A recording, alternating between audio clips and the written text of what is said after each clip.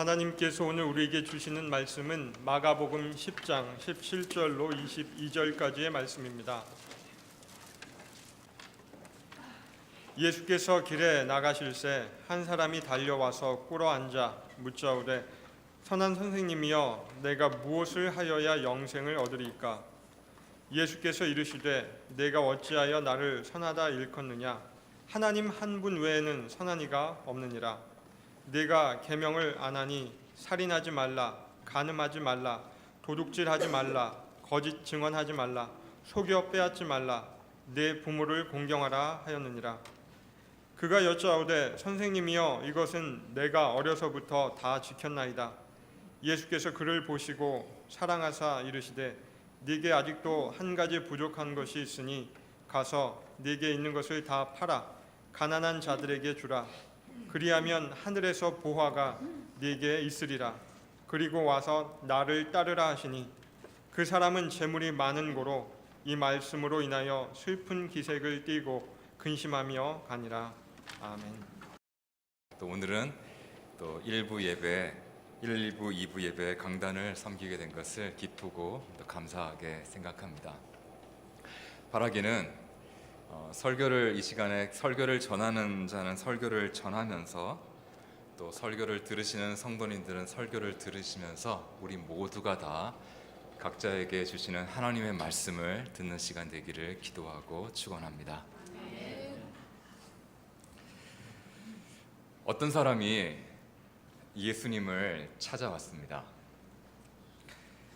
성경은 그가 부자였다고 말하고 있죠. 22절입니다. 그 사람은 재물이 많았다. 네, 그는 부자였습니다. 물질적으로 부자였죠. 하지만 그는 또 종교적으로도 부자였습니다. 그가 예수님께 이렇게 얘기합니다. 20절 말씀인데요. 그가 여짜오되 선생님이여 이것은 내가 어려서부터 다 지켰나이다. 무슨 말입니까? 하나님이 주신 계명들, 살인하지 말라, 간음하지 말라, 도둑질하지 말라, 거짓 증언하지 말라, 속여 빼앗지 말라, 내 부모를 공경하라 같은 하나님이 주신 계명과 율법을 어려서부터 다 지켰다는 그런 말입니다. 율법의 의로는 그는 칭찬받을 만한 사람이었습니다.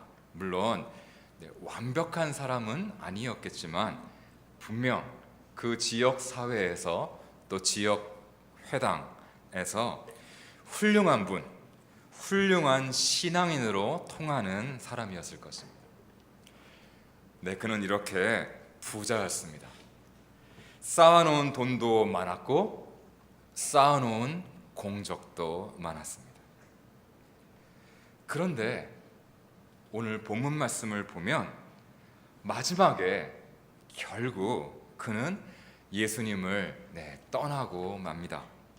흥분 가운데 예수님을 찾아왔지만 결국은 근심 가운데 예수님을 떠나가고 맙니다. 왜 그렇게 되었습니까? 성경이 말씀합니다. 그는 부자였기 때문이다. 22절 말씀입니다. 그 사람은 재물이 많은 고로 이 말씀으로 인하여 슬픈 기색을 띠고 근심하며 가니라. 예수님께서 그에게 어떤 말씀을 주셨기에 그가 그렇게 예수님을 떠나버린 것인가요? 율법을 어려서부터 다 잘 지켰다는 그에게 예수님이 이렇게 말씀하셨습니다. 너에게 한 가지 아직도 부족한 것이 있으니 가서 너에게 있는 것을 다 팔아 가난한 자들에게 주라. 그리하면 하늘에서 보화가 너에게 있으리라. 그리고 와서 나를 따르라. 이 말씀을 그는 받아들일 수 없었습니다. 자기 소유인 재산을 다 팔아 가난한 자들에게 주라는 말씀, 부자인 그로서는 참 받아들이기 어려운 말씀이었습니다.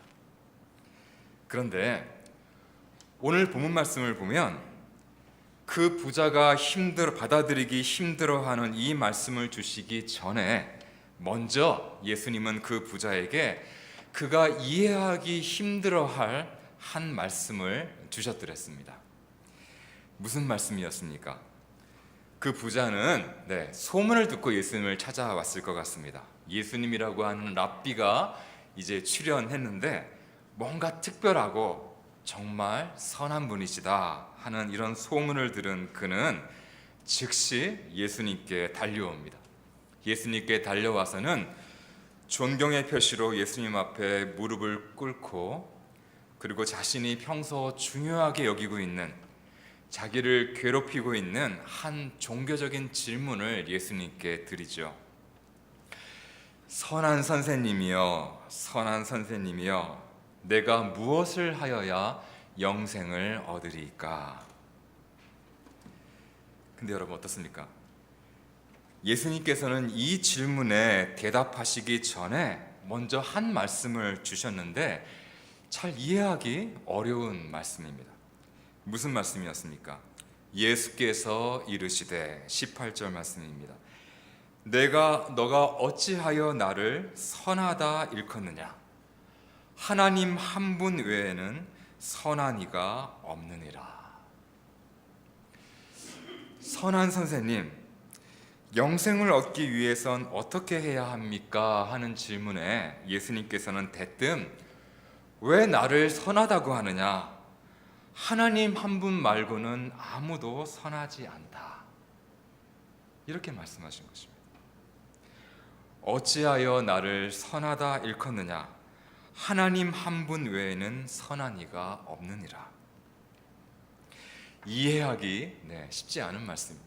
오해하기 쉬운 말씀입니다. 하지만 우리는 이 어려운 말씀에서도 우리 그리스도교 공동체 안에 있는 학자 형제들, 그리고 영성가 자매들의 도움을 통해 이 말씀에서도 우리를 향한 하나님의 은혜와 진리의 말씀을 알아들을 수 있습니다. 어찌하여 나를 선하다 하느냐? 하나님 한 분 외에는 선한 이가 없느니라. 이 말씀은 실은 우리에게 하나님의 아들이셨던 예수 그리스도의 존재, 그분의 삶, 그분의 마음, 그분의 상상력의 중심이 어떤 것이었는지를 우리로 하여금 엿보게 해주는 말씀이었다고 저는 믿습니다.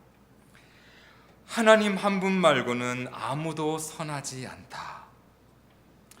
여러분, 우리가 잘 모르는 것이 하나 있습니다. 아니, 알고는 있지만, 알긴 아는데 머리로 알긴 알아도 예수님의 경우와는 달리 그것이 내 삶의 중심, 내 존재의 중심, 내 마음의 중심, 내 영성, 내 상상력의 중심을 차지하고 있지는 않은 그런 진리, 그런 깨달음이 있습니다. 그것은 바로 하나님은 이 세상 모든 선들의 원천이시라는 깨달음입니다. 하나님은 이 세상 모든 선하고 참되고 아름다운 것들이 흘러나오는 원천이시라는 사실입니다. 이 세상에 선하고 참되고 아름다운 것들이 존재하는 것은 하나님이 계시기 때문입니다. 하나님은 이 세상 모든 진선미가 흘러나오고 있는 셈이시고, 우리가 이 세상에서 발견하게 되는 모든 참되고 선하고 아름다운 것들은 그래서 다 그 셈으로부터 흘러나오는 샘물에 불과합니다. 하나님은 진선미라는 찬란한 빛을 발하고 계시는 태양이시고, 이 세상의 모든 참되고 선하고 아름다운 것들은 다 그 태양빛을 받아 반사하고 있는 반사체들에 불과합니다. 예수님의 영혼 깊은 곳에서 거의 반사적으로 나온 것 같은 이 말씀에 대해 한번 깊이 묵상해 보십시오. 왜 나를 선하다고 하느냐? 오직 하나님 한 분 말고는 아무도 선하지 않다. 네, 이 말씀은 실은 오직 성자만이 온전히 하실 수 있는 말씀입니다.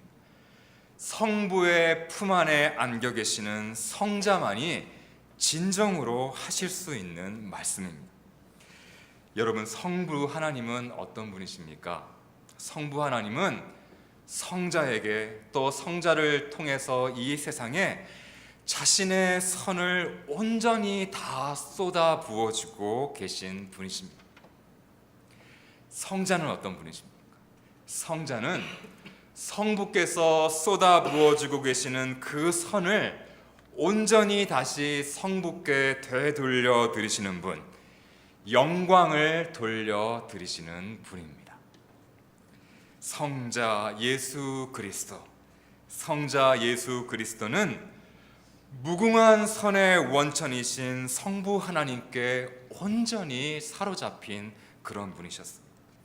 그리하여 그 어떤 선도, 자기 자신에게 있는 선도 자신의 것으로 여기지 않으시고 그것을 오직 성부께서 자신에게 주고 계시는 선물로 여기시고, 그래서 그것을 다시 성부께 돌려드리시는 분, 성부께 온전히 영광을 돌리시는 분이셨습니다.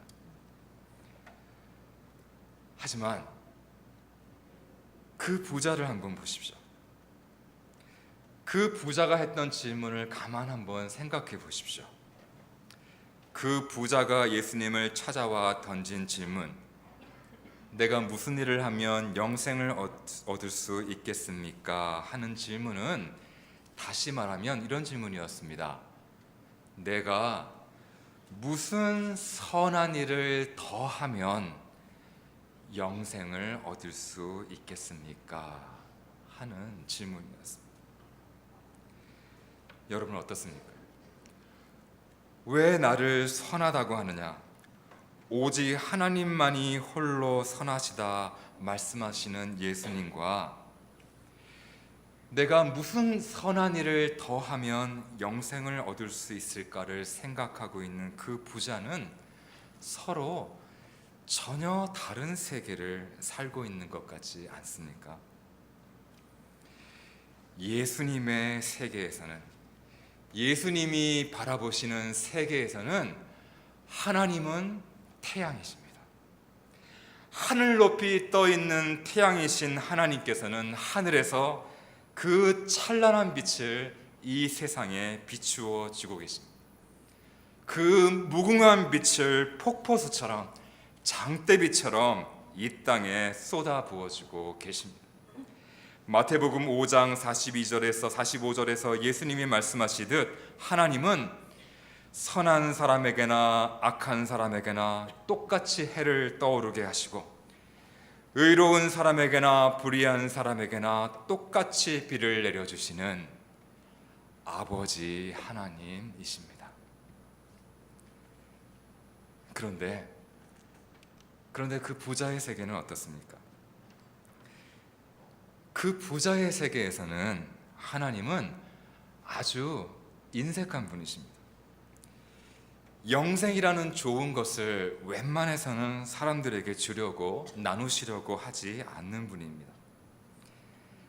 그래서 그 부자는 그 영생을 사려고 합니다. 자신이 잘 알고 있는 상업세계, 비즈니스 세계에서처럼 대가를 지불하고서 사려고 합니다. 선한 일이라고 하는 대가를 지불하고서 공로를 쌓아서 영생을 사려고 합니다. 성도 여러분, 그 부자는 오해하고 있습니다. 하나님에 대해 오해하고 있습니다. 그 부자는 영생에 대해 오해하고 있습니다. 크게 오해하고 있습니다. 그가 예수님께 던진 그 질문은 한마디로 말해 틀린 질문이었습니다. 영생이란 우리가 복음에서 배우는 바 영생이란 우리가 무슨 선한 일을 해서 얻어내는 그런 것이 아닙니다. 여러분, 영생이 무엇입니까? 요한복음 17장 3절은 이렇게 말씀하죠. 영생은 곧 유일하신 참 하나님과 그가 보내신 자 예수 그리스도를 아는 것이다.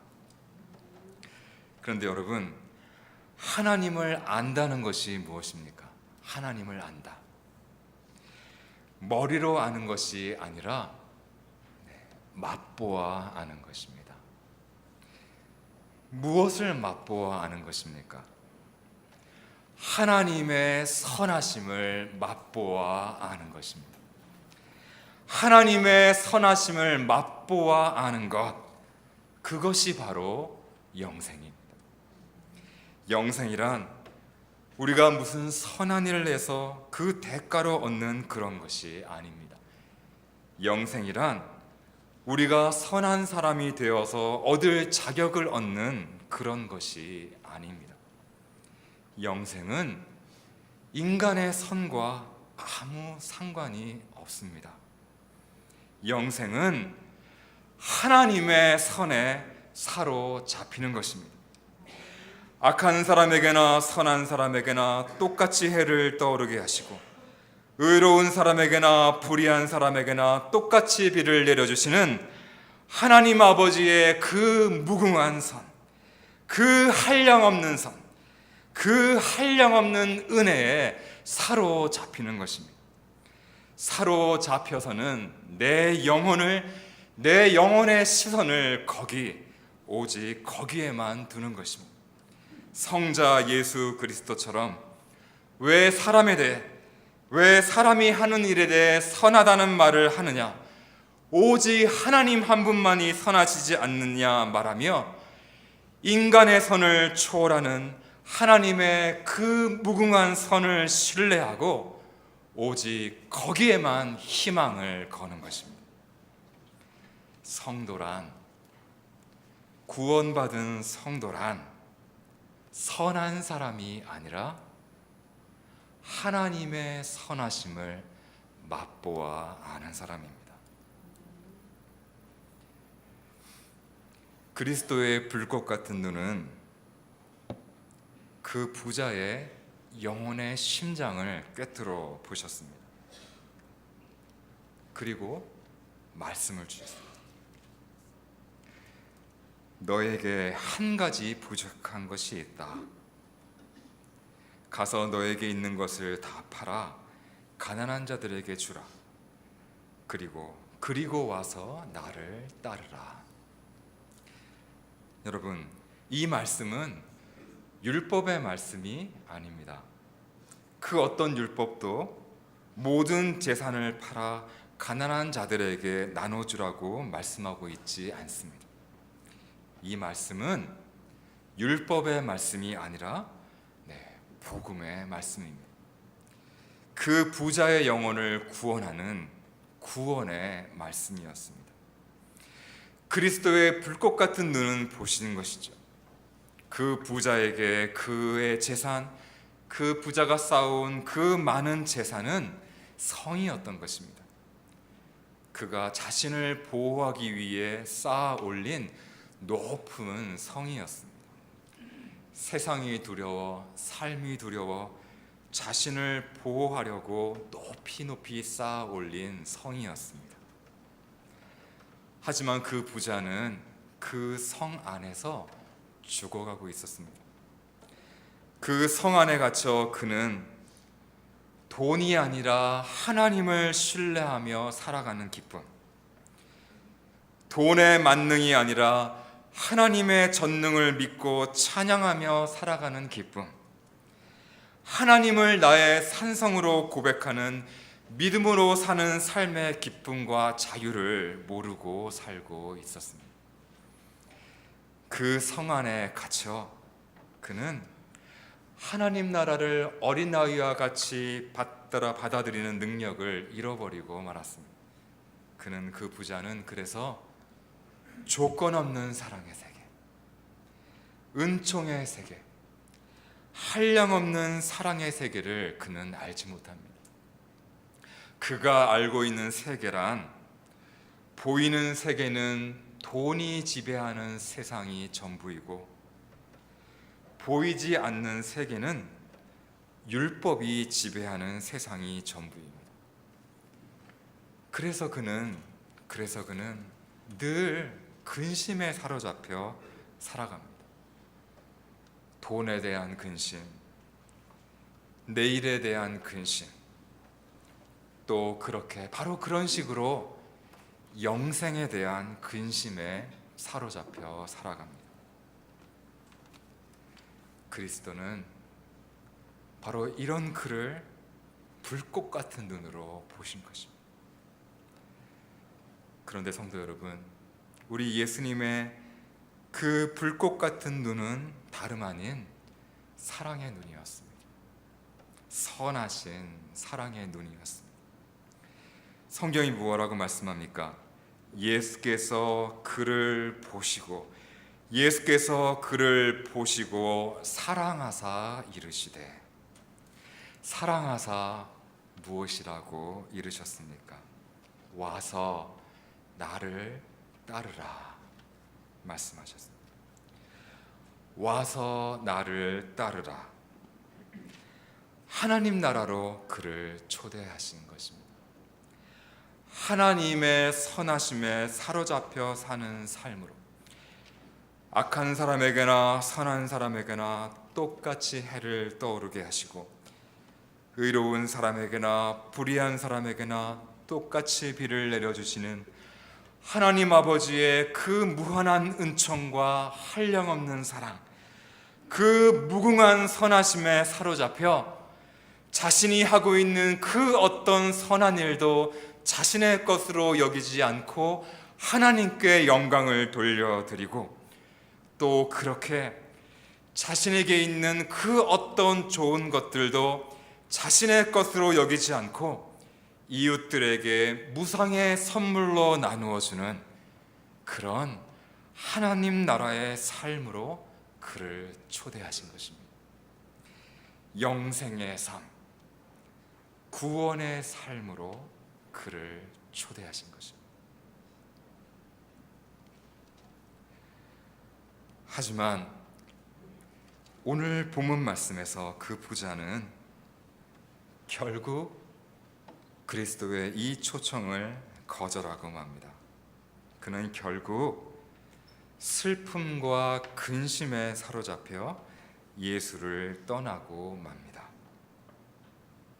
성도 여러분, 우리는 매주 생명의 길을 찾아 교회에 나와 예수님 앞에 무릎을 꿇고 영생의 말씀을 청합니다. 하지만 예배가 마친 후 매번 우리가 여전히 시무룩한 얼굴로 집으로 돌아가고 있다면 자기 자신을 한번 살펴보시기 바랍니다. 우리가 여전히 하나님 나라의 기쁨 속으로 들어가지 못하고 있는 것은 어쩌면 주님께서 그 불꽃 같은 사랑의 눈으로 나를 보시며 내게 말씀하시는 그 한 가지, 내게 부족한 그 한 가지에 대한 말씀을 듣고도 그 주님의 말씀을 따르기를 거절하고 있기 때문은 아닐까요? 하나님을 신뢰하는 믿음의 모험을 감행하지 못하고 있기 때문은 아닐까요? 주님께서 세밀한 음성으로 우리 각자에게 말씀하시는 우리에게 부족한 그 한 가지가 무엇입니까? 성도 여러분, 그 부족한 한 가지가 실은 진실로 우리에게 필요한 그 한 가지입니다. 기도하겠습니다.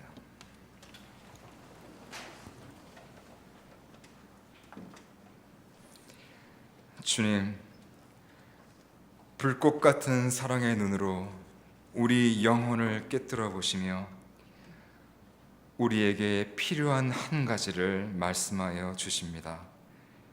그 말씀에 순종하게 하여 주옵소서. 그리하여 하나님 아버지의 그 한량 없으신 사랑과 은혜에 감복하여 사는 영생을 누리게 하여 주옵소서. 예수 그리스도의 이름으로 기도하옵나이다. 아멘.